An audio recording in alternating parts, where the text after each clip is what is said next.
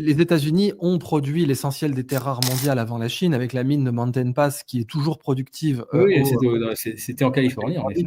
Exactement, mais par contre, c'est juste que c'est beaucoup plus cher. Bon, bah, si jamais il met des tarifs douaniers, là aussi, ça rééquilibrera. Donc techniquement, les Américains ont des terres rares, c'est juste qu'elles coûtent très cher à produire parce que normes environnementales et puis la mine est pas facile d'accès et puis ça fait longtemps qu'on la creuse. Mais les États-Unis, ils ont bien quelque chose comme 25 ans de terres rares sur leur territoire, hein. Oui, Là, il faut, comme ça, faut juste la sortir du sol et il faut juste que la teneur soit rentable. Les terres rares, elles ne sont rares que dans leur teneur. Elles ne sont pas rares dans leur localisation géographique. c'est On ça, ouais. découvre qu'il y en a en Ukraine. Ça ne veut pas dire qu'elle est forcément exploitable ni rentable. C'est tout le problème. Donc les terres rares sont partout, mais quand on veut l'extraire du sol, bah, il faut déjà voir si ça vaut le coup de construire une usine, et puis ensuite, est-ce que ça vaut le coup d'affronter les écolos qui vont vous faire des ZAD, etc., faire des recours, enfin ça va être un peu compliqué. Donc les États-Unis, ils ont un marché intérieur, mais aujourd'hui, c'est pas optimal par rapport à la Chine. Et la Chine, elle a tenté de développer son marché intérieur, mais elle a toujours préféré miser sur les exportations. Peut-être qu'on est à un tournant aussi, où d'un seul coup, la Chine va se dire, mais 1,450 milliard de consommateurs, c'est pas mal, surtout qu'en plus de ça, bah, si les Japonais veulent bien venir acheter un petit peu chez moi et que moi j'achète un petit peu de produits ou de services japonais, ça va bien aller. Et ça, les États-Unis, ils risquent, voilà, ils ont une attitude isolationniste, ils risquent peut-être d'obtenir ce qu'ils ont cherché, c'est-à-dire effectivement de se retrouver isolés d'un grand bloc asiatique, auquel d'ailleurs l'Inde pourrait se rallier, font déjà partie des BRICS, donc why not. Il y a un moment où les États-Unis sont plus l'hégémone qu'ils étaient il y a même 15 ans. Alors, je pense d'ailleurs qu'ils ont perdu leur hégémone avec la guerre en Irak. Hein. Ce mensonge les a complètement discrédités. Et derrière, ils ont militarisé le dollar, c'est-à-dire dire vous pouvez l'utiliser ou vous ne pouvez pas, pour tel ou tel usage, sinon on vous met à l'amende. Ça, c'est aussi une erreur historique. Donc là, les États-Unis, je dirais, ils mènent un combat d'arrière-garde. Alors, je ne sais pas si on peut reprendre des métaphores napoléoniennes, mais Bérésina, selon toi, alors. La Bérésina, en fait, Napoléon n'a jamais été vaincu. Il y a eu très très peu d'escarmouches avec les moujiks. Le froid qui a tué, puis les. Voilà, c'est le froid qui a tué les grognards. Il y a eu le pont donc sur la Bérésina qui a permis de sauver l'essentiel des troupes et des canons. Mais derrière, bah, le froid était là. Hein. Winter is coming, hein, parce qu'on évoquait Game of Thrones. Et là, j'ai l'impression que c'est un petit peu ça qui arrive aux États-Unis. Winter is coming, parce que c'est plus le gendarme du monde. Et Trump ne voulait pas l'être dès son premier mandat. Et deuxième chose, on achetait américain jusqu'au milieu des années 70. Aujourd'hui, on achète chinois. Voilà. Et ça ne va pas changer. Et quand tu disais que les États-Unis sont les seuls qui peuvent effectivement faire trembler le monde ou d'une décision amener tout le monde à dire qu'il faut qu'on rebatte les cartes, qu'on revoie nos stratégies, imagine que demain, la Chine décide qu'on envoie moins de conteneurs vers l'Europe. Imaginons que l'Europe ait vraiment envie d'embêter la Russie et d'aller jusqu'à la zone dangereuse où on est au bord de la guerre. Le jour où la Chine dit moi je ne veux pas livrer de matériel aux belligérants, donc l'Europe je ne leur livre plus rien, je veux dire que là le projet de guerre européen il s'arrête illico. Je dirais que les États-Unis ils peuvent peut-être encore nous arrêter, mais aujourd'hui ceux qui pourraient vraiment dire à l'Europe vous arrêtez vos conneries, c'est la Chine. Parce que eux, si on n'a plus de matos, on construit plus d'avions, on construit plus de chars, on construit plus de drones, on n'a plus les moyens de faire la guerre, tout simplement. Ouais, bah tu vois, bon, un dernier anglicisme, je vais me permettre. On a les grands fidèles de la chaîne, Hubert Bonisseur de la Batte. Je te kiffe, mec, qui nous dit Malraux au secours. Ben oui, parce qu'on enchaîne les anglicismes, même quand on n'est pas obligé. Winter is coming.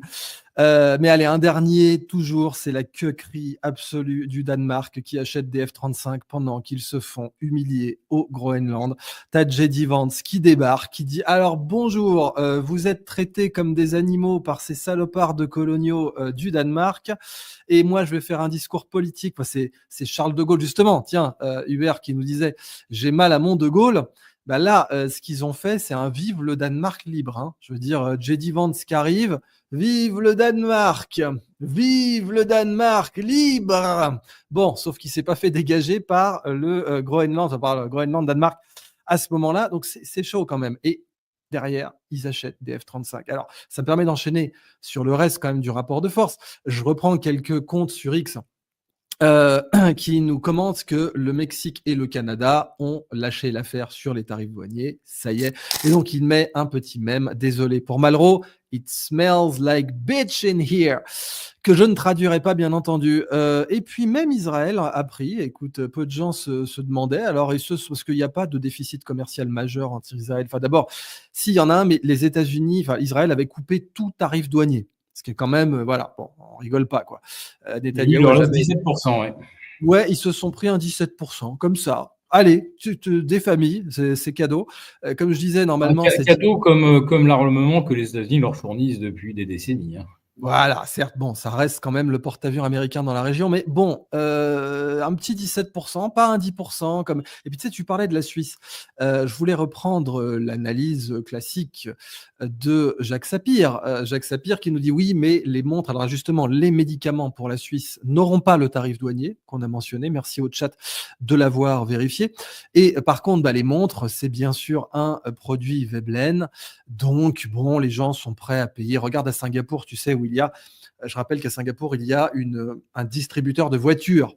Donc, tu as un immeuble. Je l'ai pas vu, ça. La dernière fois que j'étais à Shanghai Airport, il n'était pas encore en Voilà, fonction. donc maintenant, tu as un distributeur de voitures. Tu peux acheter une Ferrari comme tu achèterais un paquet de fraises Tagada ou de Dragibus. Tu passes ta carte. Donc là, il faut la Infinite tout de suite ou la Centurion. Oui, une carbone quelconque, oui. Voilà, un truc un peu solide qui peut te permettre de faire un paiement de 350K, non, pardon, de 600, parce que Singapour a eu pendant longtemps, oui, c'est 50% de taxes. Hein. Ouais, 50 ou... Il y a eu un moment où c'était 100 même. Donc bon, tu dois être capable de faire paiement sans contact, 400 000 boules minimum. Bon, les produits de luxe, effet Veblen, on sait que la demande augmente quand le prix augmente. Je ne sais pas si ce sera le cas pour le groupe LVMH, qui rachète ses propres actions d'ailleurs en ce moment, parce que le groupe LVMH, c'est un peu du faux luxe. Il y a du vrai luxe, mais il y a aussi du faux luxe qui fait du gros volume et qui en fait n'est pas comme Hermès, par exemple, qui fait du luxe du luxe. Mais bon, pour tout ce qui est produit type Veblen, montre, etc., on se dit qu'il ne va rien se passer. Ça, c'est bien sûr ce que souligne Jacques Sapir. Cela dit, quand je reprends mes notes, la Kobeissi Letter, que je recommande, qui est une très belle lettre d'information américaine, la Kobeissi Letter, donc vous pouvez les suivre sur X, je touche rien d'eux, mais c'est vraiment c'est une très bonne source d'information, comme Agora, bien sûr. @Kobeissi Letter nous dit, autre boîte de Paris, c'est Kalshi, c'est pas Polymarket, la probabilité que nous entrions en récession avant la fin de l'année est de 47%. Ce qui expliquerait la raison pour laquelle les gens n'ont pas encore vendu, comme tu l'analysais, Philippe. Et derrière, donc, on a, je reprends là aussi mes notes, une seconde. Voilà, la Kobeissi Letter qui nous disait le Nasdaq 100 s'est pris moins 15, mais Jamie Dimon, donc l'ancien patron de JP Morgan, enfin toujours patron d'ailleurs, si je me trompe pas. Ouais, Jamie Dimon a vendu 230 millions d'actions JP Morgan. Warren Buffett est toujours à 334 milliards de liquidités. Buffett et Diamond sont encore gagnants. Est-ce qu'ils achètent? Non, pas encore. Donc, sous-entendu, regardez quand Jamie Dimon et Warren Buffett vont acheter et vous saurez quand faire les soldes. Quel est ton avis là-dessus? Ah oui, je suis grosso modo d'accord. Je regarderai évidemment ce que fait BlackRock. Donc, je vais surveiller tous les franchissements de seuil, parce que ça, c'est quelque chose dont on est informé. C'est assez facile d'obtenir le suivi quotidien des actions où BlackRock passe en dessous ou au-dessus des 5, puis des 10 et des 15. Ce sont des seuils déclaratifs. Donc ça, c'est intéressant et on verra bien à quel moment, effectivement, ils reviennent. Mais je je reste convaincu que pour l'instant, ils ne sont pas encore sortis. C'est pour ça que je parlais des soldes. Là, je m'attends rapidement à la deuxième démarque. C'est-à-dire que quand ceux qui ont pensé faire une bonne affaire en achetant les soldes se rendent compte qu'ils ne vont pas pouvoir revendre le produit sur Vinted et que ça va leur poser des problèmes parce qu'il va y avoir des appels de marge. Tiens, je voulais en parler, ça. Les particuliers, aujourd'hui, qui boursicotent, on observe le record absolu d'achat sur marge d'actions américaines. On est très au-delà de l'an 2000 et de la bulle des dot-com. Les encours sont absolument colossaux. Donc, c'est encore l'euphorie. Ça veut dire qu'il y a énormément de gens qui sont en levier, donc qui sont acheteurs et qui ont doublé la mise là sur la récente correction du mois de mars. Ces gens que j'ai vus donc au salon de l'analyse technique, qui me disent Philippe, fais comme nous, fais les soldes. Et là, ceux-là, ils vont se retrouver collés et avec des marges, quand ça va commencer à pincer, quand on va dépasser les 20% de baisse, en réalité, il y a des gens qui vont commencer à être obligés de vendre à tout prix. Et c'est peut-être ce à quoi on commence à assister aujourd'hui. Et autre signal que moi, je l'avais annoncé à l'avance d'ailleurs à nos amis, à mes collègues chez Agora, je leur dis, vous verrez, il y a deux situations de panique possibles pour Wall Street. Les taux franchissent le cap des 5%. Alors, je regardais surtout le 30 ans, parce que le 10 ans, il y avait encore un peu de marge. Et j'ai dit, vous voyez le 30 ans à plus de 5%, il n'y a plus une transaction immobilière. Et là, vous avez un crack sur, la bulle du crédit hypothécaire. Le deuxième signe rouge ou signe noir, tout ce que vous voulez, c'est si les taux US passent d'un seul coup en dessous de 4%. Ouais. Ils viennent de le faire cet après-midi. Ils viennent de le faire. 3,99. On est remonté à 4,02, mais on voit quand même qu'on vient, on vient pratiquement de CAC 40. Je veux avoir une analyse, je veux avoir une contradiction, enfin une analyse un peu contrarienne là-dessus, juste pour lancer le débat. Il y a le côté addiction sur les marchés. Donc, je comprends qu'un toxico, et la plupart des traders américains sont des toxicos, d'abord aussi bien en matière colombienne que le choc de faire des bénéfices sur les marchés. Bon, quand tu as bénéficié de cette euphorie, tu as envie de ta dose. Alors, on sait bien que pour faire lâcher sa toxicomanie à un toxico, il faut lui mettre une bonne douche froide, et c'est ce que tu es en train de décrire. Voilà, tous les indicateurs sont là, la douche froide arrive. Mais bon, la question, c'est en combien de temps après la douche froide, ils vont se reprécipiter sur les marchés comme des timbrés, avec un trouble obsessionnel compulsif, tu sais, comme les... Voilà, on a un exemple, c'est l'an 2000, il aura fallu plus de 2 ans pour se remettre de la torchée qui se sont pris. Parce qu'il y en a qui avaient tout mis, leur bonus, leur héritage, qui avaient même été empruntés à la banque. Il y en a qui n'ont pas pu revenir en bourse avant 2004-2005. Donc là, il y a quand même beaucoup de gens, je le répète, qui sont aujourd'hui investisseurs en marge. Et je peux comprendre leur psychologie. C'est ce qu'on a d'ailleurs, on en avait beaucoup parlé dans notre masterclass tous les deux. Des gens qui n'ont connu que des marchés soutenus par les banques centrales, où la planche à billets fait partie du quotidien.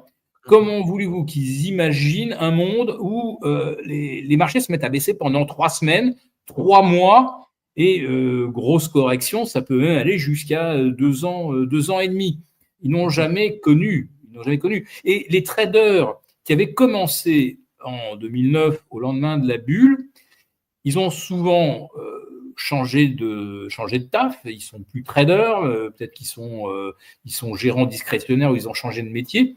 Il y en a qui ont quitté la bourse en 2023 ou 2024 au bout de 15 ans et ils n'ont jamais connu autre chose que le quantitative easing et le put Fed, c'est-à-dire le put Fed ou le put BCE, c'est le banquier central et votre ami investisseur, vous ne risquez rien, on est toujours là pour tendre le filet quand les choses vont aller trop mal. Je ne suis pas d'ailleurs convaincu qu'on n'assistera pas de nouveau à un sauvetage par les banques centrales. Mais alors, cela dit, s'il a lieu, je peux faire un autre pronostic, c'est que là, le dollar, il va aller très très bas. Et l'or va aller très très haut. Parce que de si l'or, on doit de les nouveau 3000. sauver les marchés en mode all-in monétaire, c'est le dollar qui sera sacrifié. Et bon, le dollar, c'est quoi? C'est de la dette, hein, on le sait. Une monnaie, c'est une fraction de la dette nationale.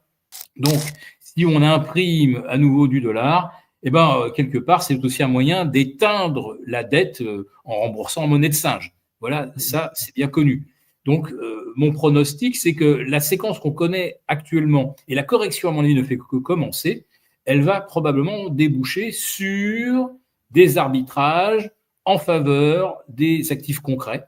C'est ce qu'on a toujours observé lors des crises précédentes, aussi bien 2001 que 2008. Ça a entraîné une remontée de tous les ETF matières premières. L'or, l'argent, évidemment, ont explosé lorsqu'on a commencé à envoyer la planche à billets. C'est probablement ce qui arrivera de nouveau. Et là, sur l'or, il vient de se passer quelque chose de très important d'un point de vue technique.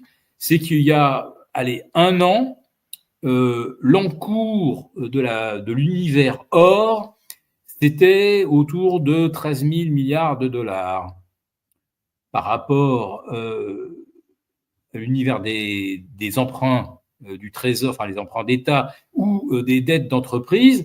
C'était pas investissable par rapport à des masses de 50 000 milliards ou plus. Là, aujourd'hui, avec une once à 3100, 3200 même, brièvement, mercredi soir, on arrive à un univers qui aujourd'hui pèse plus de 20 000 milliards. Et là, quand vous commencez à sortir du marché des actions, avant, vous n'auriez pas pensé aller sur l'or parce que c'était trop étroit et vous auriez eu peur de l'effet de corner. Là, maintenant, plus l'or monte, plus il devient investissable. Tout comme les fameuses GAFAM, puis 7 Fantastiques, puis le top 20 de BlackRock, il y a un moment où vous vous dites, tiens, là, en plus des bons du Trésor, j'ai une alternative qui est l'univers de l'or. Ce qui n'était certainement pas vrai, même il y a 2 ou 3 ans, avec une once à 1600, c'est-à-dire exactement à la moitié. Donc, aujourd'hui, il y a un autre choix que les bons du Trésor. Il peut y avoir également donc l'or tout court. Et maintenant, il y a des tas de théories qu'on peut lire à droite, à gauche, où on pourrait avoir un repricing des stocks d'or américains.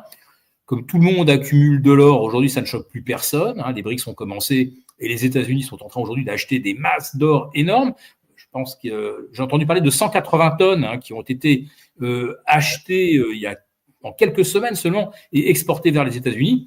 Donc, il est en train de se passer quelque chose avec l'or. Voilà. Et si on a une crise boursière, qu'on a le dollar qui part en sucette, parce que c'est ce qu'il est en train de faire là, il est en train de sortir de son trend haussier moyen terme. On a vu un peu plus que 1,1230 aujourd'hui sur la parité euro-dollar. Donc quand le dollar baisse, l'or monte. Si derrière Trump réussit son coup, tord le bras à Jérôme Powell et obtient des baisses de taux, c'est encore très favorable pour l'or. Donc on parlait de tempête parfaite pour les marchés, mais je dirais que symétriquement, on est en train de voir se mettre également un alignement des planètes pour l'or que moi, je n'ai pas observé depuis une quarantaine d'années. Ça aussi, c'est un point très important. De prospective et montrer que quand il y a une crise, c'est qu'il y a forcément quelque part une opportunité quand même. Alors en effet, bon, déjà, beaucoup de gens se poseraient aussi la question de l'argent. Alors je résume quand même là aussi, je veux refaire un petit encart de vulgarisation sur ce que tu viens de dire. Donc concrètement, l'or, parce que tu parlais d'effet de cornerisation, bon, on n'a pas traduit ce terme. Corneriser un marché, c'est quand vous êtes tellement gros que c'est vous qui faites les cours. Donc quand vous contrôlez une certaine proportion du marché, puis aussi de la réputation du marché, quand vous contrôlez des journaux, quand vous contrôlez vous avez pas mal de publications comme le Motley Fool, par exemple, sur Internet, qui se sont fait prendre la main dans le sac à manipuler des cours en balançant des informations fausses. De toute façon, c'est un grand classique, le dénigrement. Le forum Reddit, c'est pareil. Hein. Voilà, Reddit, c'est pareil absolument. Donc il y a tout un tas, vous payez des agences pour faire des rumeurs et d'ailleurs Largo Winch en parlait déjà, dans les excellents épisodes OPA et Business Blues qui sont parmi les premiers épisodes de Largo Winch. Ça vous parle des agences déjà de réputation, de dénigrement qui peuvent comme ça, si vous voulez faire une OPA, une offre publique d'achat ou hostile takeover en anglais, et ben, vous pouvez payer une agence pour dénigrer la boîte. Ça avait été fait contre Taser, par exemple, avec une couverture de USA Today qui avait délibérément donné un mauvais voltage pour les tasers. Ça avait fait s'effondrer le cours et les gens qui avaient spéculé à la baisse s'étaient fait énormément d'argent. Et ensuite, évidemment, quelques mois plus tard, USA Today avait fait un tout petit encart en petit caractère en disant oui, pardon, on s'est gouré, on a mis 2 zéros de trop au voltage, c'est pas de notre faute. Donc, l'effet corner, c'est ça, c'est quand le marché est trop petit et qu'il risque d'être contrôlé par quelqu'un, du coup, les gens veulent pas y aller. Mais quand l'or devient très cher, eh ben, en fait, la possibilité de le corneriser, donc de le contrôler, décroît. Donc, il y a des gens qui peuvent rentrer parce qu'il est cher. Ça fait partie des paradoxes des finances. On vous a parlé de l'effet Veblen que une montre de luxe, quand elle vaut 200, 300 000 balles, comme une Patek aujourd'hui ou comme une Lange Zone, eh ben, les gens sont encore plus prêts à l'acheter quand elle vaut 500. C'est comme ça. Quand on a un produit qui monte comme l'or ou le Bitcoin aussi avait l'intérêt que quand il monte, il pouvait augmenter la demande en montant parce qu'on pouvait faire des plus grosses transactions avec. Donc il y avait une capacité d'envoyer plus d'argent d'un coup, ce qui permettait au Bitcoin, puis sans parler du fait que les mineurs sont intéressés aussi bien sûr à ce que son prix monte. Donc vous avez, pour résumer, des biens dont la demande augmente quand leur prix augmente et pour l'or, ça pourrait être le cas.